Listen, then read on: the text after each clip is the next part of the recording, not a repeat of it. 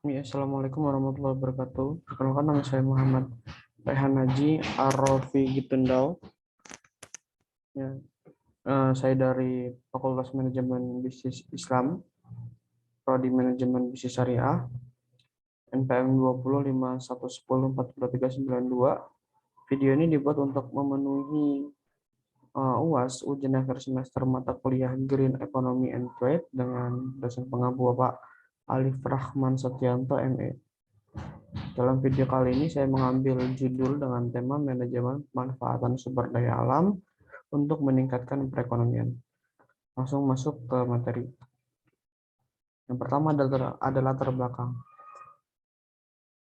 Tema ini diambil dengan latar belakang yaitu peningkatan jumlah penduduk berdampak pada peningkatan intensitas pengelolaan lahan baik dalam kawasan hutan maupun luar kawasan di wilayah DAS Hulu untuk memenuhi kebutuhan sandang, pangan, papan, dan energi. Aktivitas tersebut memiliki pengaruh negatif terhadap kondisi hidrologis DAS secara keseluruhan. Penanganan masalah lahan kritis atau konservasi tanah dan air secara parsial yang telah ditempuh selama ini ternyata belum mampu mengatasi masalah tersebut dan juga tidak efisien ditinjau dari segi biaya.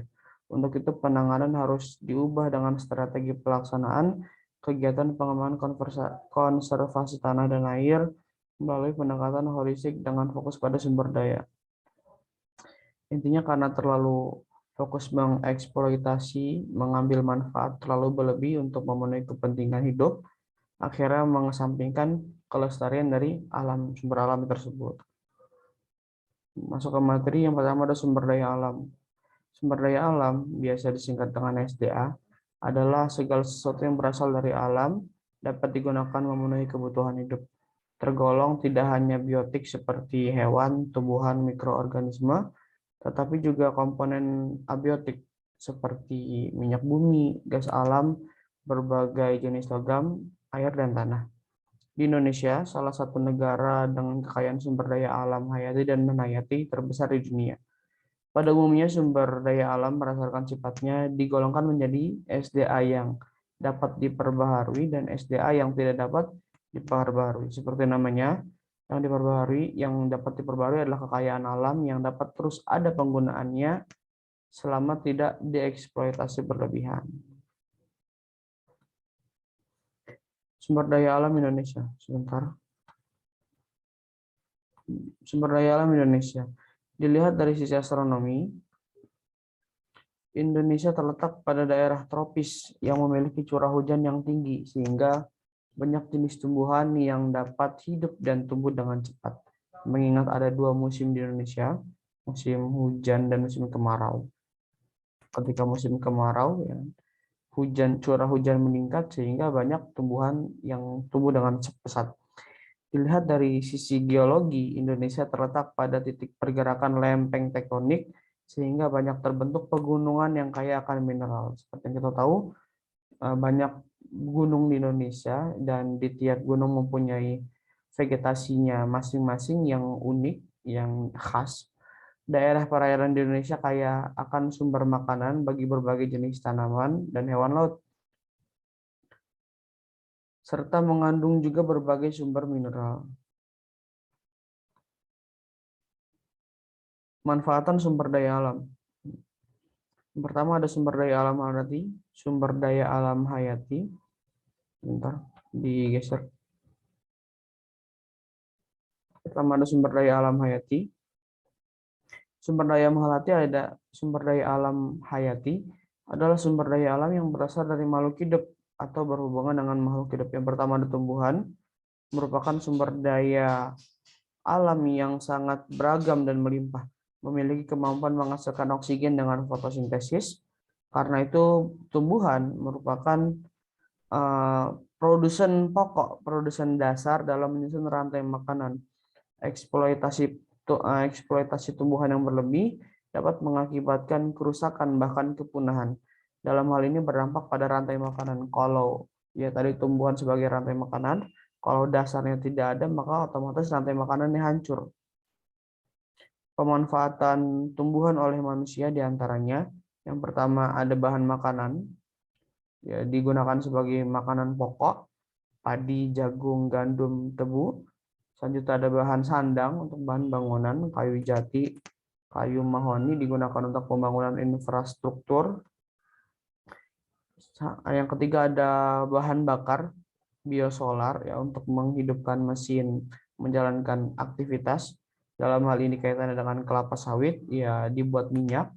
Yang keempat ada dibuat obat. Banyak sekali vegetasi ya di Indonesia, tanaman-tanaman tumbuhan yang bisa dijadikan obat alternatif ya jika dibandingkan dengan obat kimia. Seperti ada contohnya ada jahe, daun binahong, kina, mahkota dewa, dan lain sebagainya. Yang terakhir ada pupuk kompos. Selanjutnya pertanian dan perkebunan.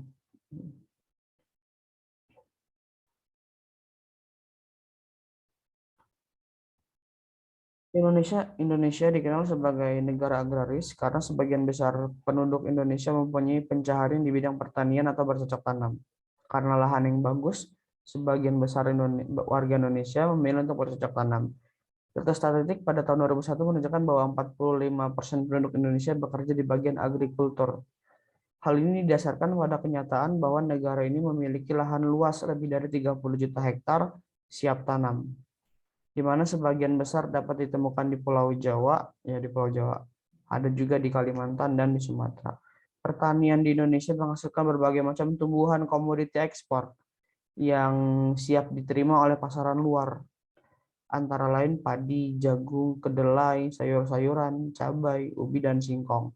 Di samping itu Indonesia juga dikenal dengan perkebunannya, antara lain karet, ya, bahan baku ban, kelapa sawit, bahan baku minyak goreng, apalagi sekarang minyak goreng lagi mahal, tembakau, bahan baku obat dan rokok. Seperti yang kita tahu, salah satu penghasil pajak terbesar di Indonesia adalah di bidang rokok. Selanjutnya ada kapas, bahan baku tekstil, kopi, bahan minuman, dan yang terakhir tebu, bahan baku gula pasir. Semua itu ya dibutuhkan untuk kehidupan sehari-hari. Ada C, hewan, peternakan, dan perikanan. Sumber daya alam hewan dapat berupa hewan liar maupun hewan yang sudah dibudidayakan. Pemanfaatannya dapat sebagai pembantu pekerjaan berat manusia seperti ya membajak sawah dan lain sebagainya, seperti kerbau dan kuda, atau sebagai sumber bahan makan seperti unggas dan sapi untuk menjaga keberlanjutannya, terutama untuk satwa langka. Pelestarian secara in situ dan ex situ terkadang harus dilaksanakan. Selanjutnya ada sumber daya alam non hayati. Sumber daya alam non hayati adalah sumber daya alam yang dapat diusahakan kembali keberadaannya dan dapat dimanfaatkan secara terus-menerus, contohnya air, angin, ya, tanah, dan hasil tambang. Air, ya, di situ ada keterangannya. 90 di perairan Indonesia terdiri dari 97% air asin, ya, wilayah laut, samudra, dan lain-lain, dan 3%-nya air tawar, wilayah sungai, danau, dan lain sebagainya. Seiring dengan pertumbuhan populasi, kebutuhan air meningkat, baik untuk domestik maupun domestik dan energi.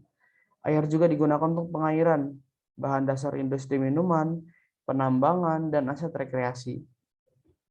Di bidang energi, teknologi penggunaan air sebagai sumber listrik sebagai pengganti dari minyak bumi, ya, dan akan terus berkembang karena selain terbarukan, energi yang dihasilkan dari air cenderung tidak berpolusi dan hal ini akan mengurangi efek rumah kaca. Dibanding dengan memakai minyak, asapnya kemana-mana akhirnya mencemari udara. Kalau ya, menghasilkan energi dengan tenaga air justru lebih ramah lingkungan. Selanjutnya ada angin. Ya.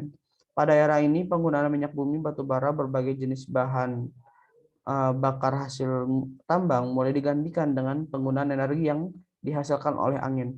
Angin mampu menghasilkan energi dengan menggunakan turbin yang pada umumnya diletakkan dengan ketinggian lebih dari 30 meter daerah dataran tinggi. Selain sumbernya yang terbarukan dan selalu ada angin, energi yang dihasilkan angin jauh lebih bersih dan dari residu yang dihasilkan oleh bahan bakar lain. Beberapa negara telah mengaplikasikan turbin angin sebagai sumber energi alternatif, antara lain Belanda dan Inggris. Lanjut ada tanah dan hasil tambang. Tanah tersusun atas beberapa komponen seperti udara, air, mineral, dan senyawa organik. Pengelolaan sumber daya non-hayati ini menjadi sangat penting mengingat pesatnya pertambahan penduduk Indonesia dan kondisi cemaran lingkungan yang ada sekarang. Tanah tersusun dari beberapa komponen seperti adalah komponen penyusun permukaan bumi. Tanah termasuk salah satu sumber daya alam non hayati penting untuk menunjang pertumbuhan penduduk sebagai sumber makanan dari berbagai jenis makhluk. Pertumbuhan tanaman pertanian dan perkebunan secara langsung terkait dengan tingkat kesuburan dan kualitas tanah. Semakin bagus tanah itu, semakin subur tanah akan menghasilkan untuk di bidang yang lain seperti pertanian ataupun perkebunan. Yang keempat ada hasil tambang. Sumber daya alam hasil penambangan memiliki beragam fungsi bagi kehidupan manusia, seperti bahan infrastruktur, kendaraan bermotor, sumber energi, maupun perhiasan. Berbagai jenis bahan hasil galian memiliki nilai ekonomi yang besar dan hal ini memicu eksploitasi sumber daya alam. Karena terlalu tergiur dengan hasilnya, akhirnya terjadilah eksploitasi. Beberapa negara seperti Indonesia dan Arab memiliki pendapatan yang sangat besar dari sektor ini, sektor hasil tambang, sektor pertambangan. Jumlahnya sangat terbatas, karenanya penggunaan harus dilakukan secara efisien. Beberapa contoh hasil tambang adalah salah satunya minyak bumi. Minyak bumi. Ya.